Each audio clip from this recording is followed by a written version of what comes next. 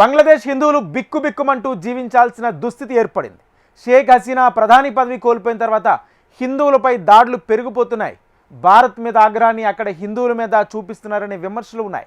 వారి రక్షణ కల్పించడంలో యూనస్ ప్రభుత్వం ఘోరంగా విఫలమైంది. భారత్ సహా అంతర్జాతీయంగా విమర్శలు వస్తున్నా పట్టించుకోవడం లేదు. తాజాగా బంగ్లాదేశ్లో మరో హిందూ హత్యకు గురి కావడం కలకలం రేపుతుంది. తోటి ఉద్యోగి అతన్ని తుపాకీతో కాల్చి చంపాడు. పైగా ఇది అనుకోకుండా జరిగిన ఘటనని, తనకేమీ సంబంధం లేదని బుకాయించాడు. బంగ్లాదేశ్లో మైనారిటీలపై పెరిగిపోతున్న దాడులు ఆందోళన కలిగిస్తున్నాయి. మహమ్మద్ యూనస్ నాయకత్వంలోని తాత్కాలిక ప్రభుత్వ పాలనతో హిందువులకు రక్షణ కరువైందన్న వాదనలకు మరింత బలం చేకూరేలా దాడులు, హత్యలు పెరిగిపోయాయి.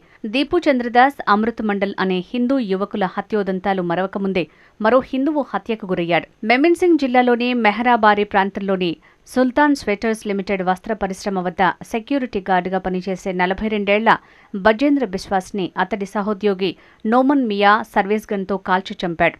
అయితే ఉద్దేశపూర్వకంగా అతన్ని హత్య చేయలేదని మియా చెప్పారు. కర్మాగారంలో ఇద్దరు సరదాగా మాట్లాడుకుంటున్న సమయంలో నోమన్ తన వద్ద ఉన్న తుపాకీని బిశ్వాస్ వైపు గురిపెట్టగా అది అనుకోకుండా పేలి అతనికి తగిలిందని అంటున్నారు. అయితే నోమన్ మియా కావాలనే ఈ హత్య చేశాడని ఆరోపణలు ఉన్నాయి. గత సంవత్సరం షేక్ హసీనా ప్రధాని పదవి కోల్పోయి దేశాన్ని వీడాక బంగ్లాదేశ్లో మైనారిటీ హిందువులపై దాడులు ఎక్కువయ్యాయి.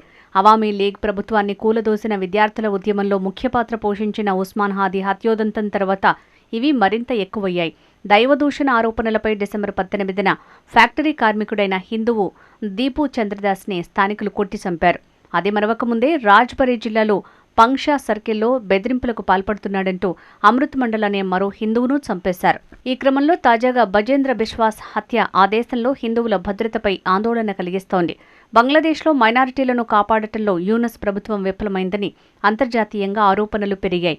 ఈ ఘటనలపై మాజీ ప్రధాని షేక్ హసీనా ఆందోళనను వ్యక్తం చేశారు. బంగ్లాదేశ్ హిందూ, బౌద్ధ, క్రిస్టియన్ యూనిటీ కౌన్సిల్ నివేదిక ప్రకారం 2025 తొలి 11 నెలల్లో ఏకంగా 90 మంది మైనారిటీలు హత్యకు గురయ్యారు. వీరంతా దాదాపు హిందువులే. వీటి గురించి ప్రపంచానికి తెలియకుండా పోయింది. ఇక 2025 జనవరి నుంచి మార్చి మధ్యలో మైనారిటీలపై 142 దాడులు జరగ్గా జూన్ నుంచి డిసెంబర్ మధ్య కాలంలో కేవలం దైవదూషణ ఆరోపణలతోనే సుమారు 71 దాడి ఘటనలు నమోదయ్యాయి. మతపరమైన ఉద్రిక్తతలు, అపోహలు హింసకు దారితీస్తున్నాయని బహిరంగ రహస్యం.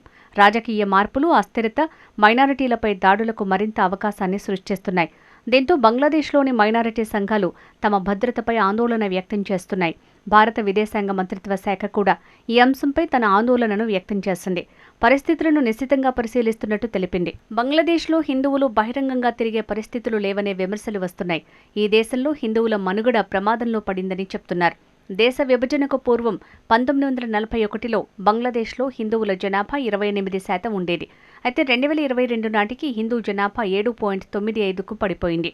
హిందువులపై హత్యలు, బలవంతపు మత మార్పిడులు, దేశం వదిలి వెళ్లటం ఇందుకు కారణమని చెప్తున్నారు.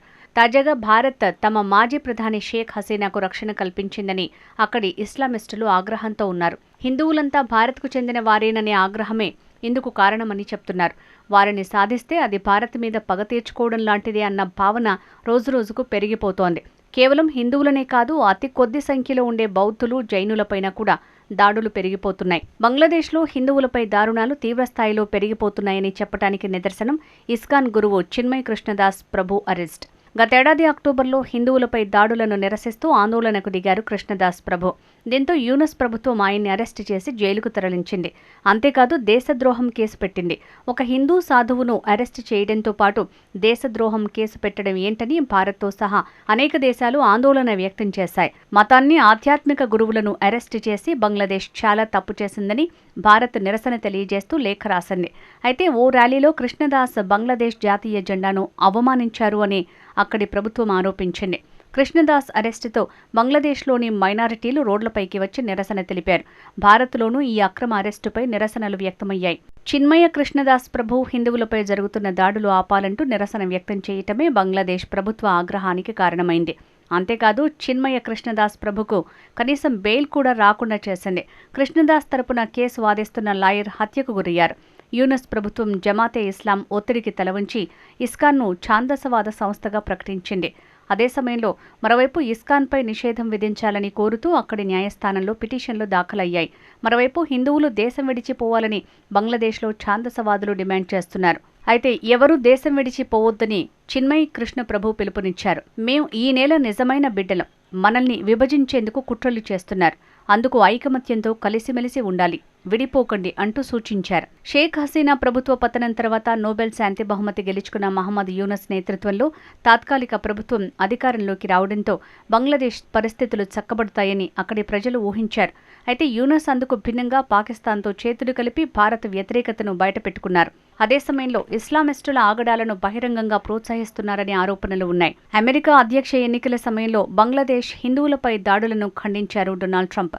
కానీ ఆయన విజయం సాధించిన తర్వాత అక్కడి ప్రభుత్వాన్ని కట్టడి చేయడంపై ఎలాంటి నిర్ణయం తీసుకోకపోవటం విమర్శలకు దారితీస్తోంది. ప్రస్తుతం ట్రంప్ పాకిస్తాన్ను దగ్గర తీయడం ద్వారా బంగ్లాదేశ్ విషయంలో చూసి చూడనట్లు వ్యవహరిస్తున్నారనే అనుమానాలు వ్యక్తమవుతున్నాయి.